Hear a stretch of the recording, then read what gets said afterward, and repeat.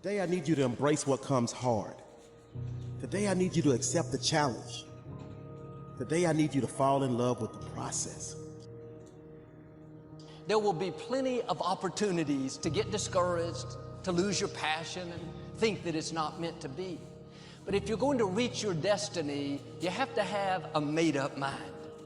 If you give up after the first time, or the 5th time, or the 30th time, what that really means is you didn't want it bad enough. There should be something you're believing for, that you are relentless. You are not moved by how impossible it looks. You're not discouraged by how long it's taking. You don't give up because people told you no. Your attitude is, if I have to believe my whole life, I am not going to stop believing. I am not going to take no for an answer. I'm not going to settle for mediocrity. I'm going to keep pursuing what was in my heart. And ask ourselves, what do I really want? What do I really want? And write it down. Writing causes thinking. Thinking creates an image. And you get these images going, you're building a vision in your mind. It's the visionaries that's changed the world. Think of them. But what keeps that competitive edge, what keeps you on top, is the ability to think and prepare mentally over and over and over again.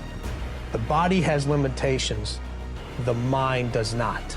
We focus so much on what goes on from the neck down that we forget it all starts from here. Everything starts from here. If you're not mentally ready, you're never really physically prepared. And that's where the preparation starts.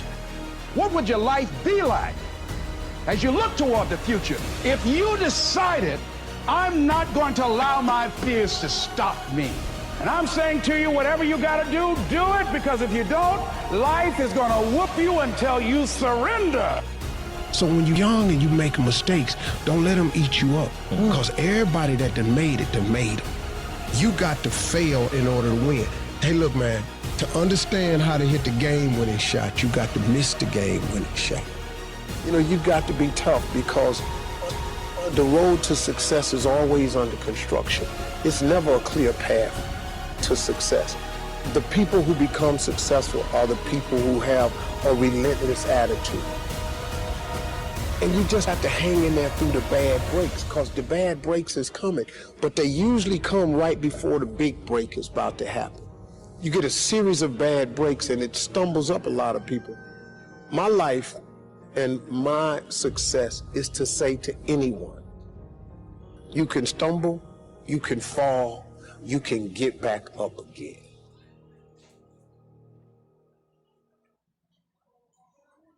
No matter what you face,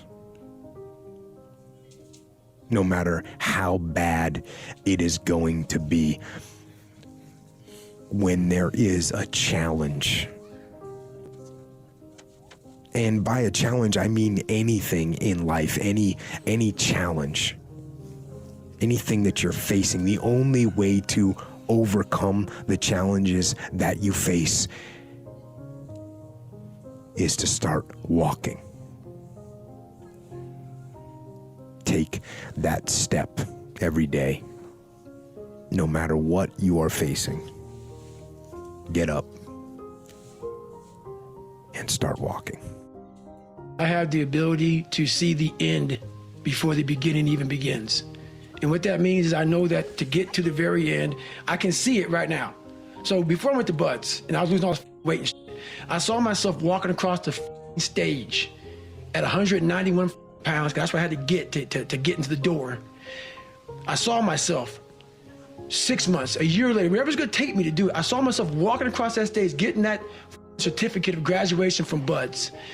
And I was able to be there at 300 pounds. And that feeling, that I was nowhere near that feeling, I was able to put myself there 1,000,000 times every day. And that feeling of like, my God, that is gonna feel amazing. That's what made me suffer. That's what allowed the pain to be real and say, this is worth it. I want to feel for this next 18 months. It took me 18 months to finally become a Navy SEAL, to finally, just get through buds. 18 months, it's 6 months. It took me 18. That's what woke me up every morning, was I'm gonna put myself through this much pain and suffering for a few seconds. That's all it is. A few seconds of joy. And it's so worth it, man. That's what people don't get. So I'm able to put myself at the finish line, even though I have no finish line, but at the finish line of an event before I even start to say, how are you gonna feel at the end of this? Visualizing is my biggest tool of life. That's why I've been able to put myself in cold water, put myself in a 100-mile race millions of times before I've done it. And I'm able to go through the race and see how I'm gonna feel at mile 50. Almost to the exact feeling. Right, so when it comes up, it's no surprise. It's no surprise. I've already done this a million times. I recommended the last time I was here, the little book, Richest Man in Babylon, and I said, I've lectured now to over 3 million people. Guess how many have actually gone and got this little book? Answer, very few. My best guess is 10%. Such an easy thing to do. This little book, number one, is easy to find. Number two, it's easy to buy. The most you can pay for it, $6, $7, $8. You can borrow that from your kids. But if it's easy to find and easy to buy, and if it's easy to read, why wouldn't everybody go get it? We don't know. I don't know. Nobody knows. Here's how profound it is. Some do and some don't. Now here's the numbers. About 10% do. We don't know the mystery of that. And I'm telling you, 10 years from now, those numbers will still be the same. The numbers don't change. Only the faces change. I used to belong to the 90%, who couldn't be bothered even if it was easy. How many people have a library card? Answer, 3%. 97% couldn't be bothered. Guy specializes in happy hour, but he doesn't have a card. And now readily and quickly blames the government and blames his company and blames the pay scale. Here's my advice.